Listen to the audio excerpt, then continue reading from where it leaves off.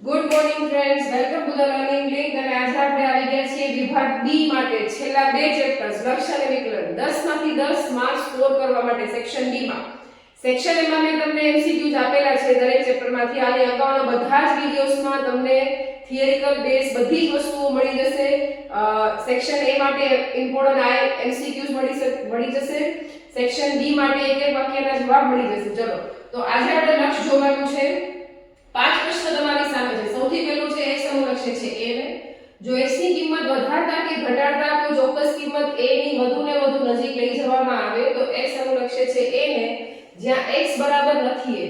હવે a ના સ્થાને બીજી પણ કોઈ કિંમત મૂકીને તમારે ખાલી અહીંયા a ની જગ્યા લખી નાખવાનું છે. જેમ કે x અનુલક્ષે છે 2 એવું પૂછે તો સેમ ટુ સેમ ખાલી x ની કિંમત 2 ની વધુને વધુ નજીક જાય છે એમ કહેવાય. તો x અનુલક્ષે છે 2 ને જ્યાં x ≠ a બરાબર નથી. આ બે વ્યાખ્યા તમે જુઓ કે છોકરાઓ એ ડેલ્ટા સમીકરણને છિદ્રિત મોસ્ટ ટાઈમ પીઓ આમાંથી એક હશે. જો x belongs to r અને ડેલ્ટા એક ધન વાસ્તવિક સંખ્યા હોય તો વિવૃત અંતરાલ a - ડેલ્ટા a ડેલ્ટા ને a નું ડેલ્ટા સામીપ્ય કહે છે. આ બંને વ્યાખ્યાઓમાં સમાનતા જારી છે. જો થોડુંક જ વેરીએશન છે. આ સેન્ટેન્સ તો સેમ ટુ સેમ છે. x belongs to r delta એક ધન વાસ્તવિક સંખ્યા હોય તો વિવૃત અંતરાલ a - delta a delta minus a મૂકવાનું છગડીયા કૌંસમાં. આ એમસીક્યુ માં પૂછાશે. તો એને એ છિદ્રિત ડેલ્ટા સામીપ્ય કહે છે જેને આમ લખાય અને એને આમ પણ લખાય. આ બ્લેક ભાઈ છે આમ ભાઈ કાળા ભાઈ બધું હરખું એકબીજાના બરાબર છે.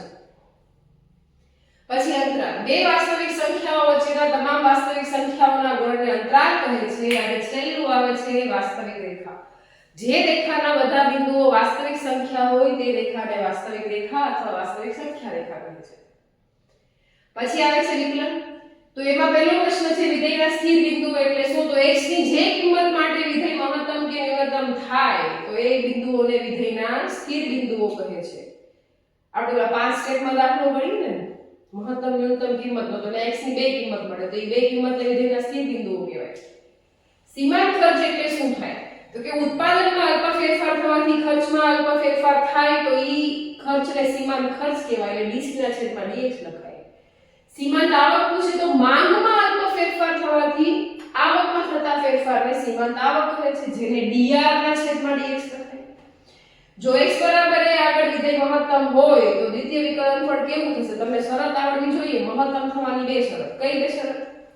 મહત્તમ થવાની બે શરત કઈ બે?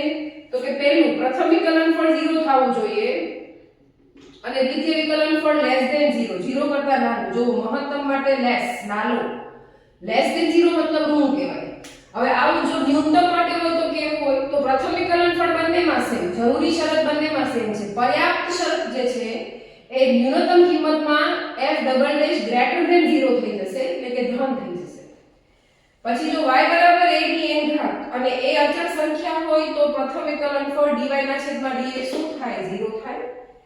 અને જો મારી વાત સમજો આવું આપીને આવું y બરાબર ax ની n ઘાત એમાં a અચળ આપીને તો n ગુણ્યા ax ની n ઓછા 1 ઘાત આવું વિકલિત થશે.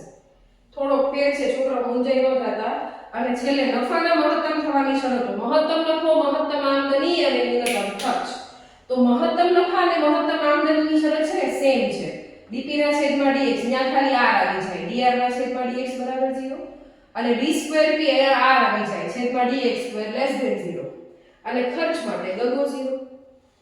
તો છોકરાઓ અહીંયા આપણા સેક્શન ડી ના ઇમ્પોર્ટન્ટ ક્વેશ્ચન્સ પૂરા થાય છે. આના પછીના વિડિયોમાં તમને સ્ટેટનું અગત્યનું બીજું ઇમ્પોર્ટન્ટ જે પોઈન્ટ્સ હશે, દાખલાઓ હશે આપવામાં આવશે. તો જોડાયેલા રહેજો. તમને મારી ઇન્ફોર્મેશન જે છે આ ઉપયોગી લાગતી હોય તો તમારા મિત્રો સાથે શેર કરો, લાઈક કરો, સબસ્ક્રાઇબ કરો અને દરેક વિડિયોના ડિસ્ક્રિપ્શન બોક્સમાં તમને આ લખાણની પીડીએફ મળી જશે. આઈ હોપ તમારી એક્ઝામ સારી જતી હશે.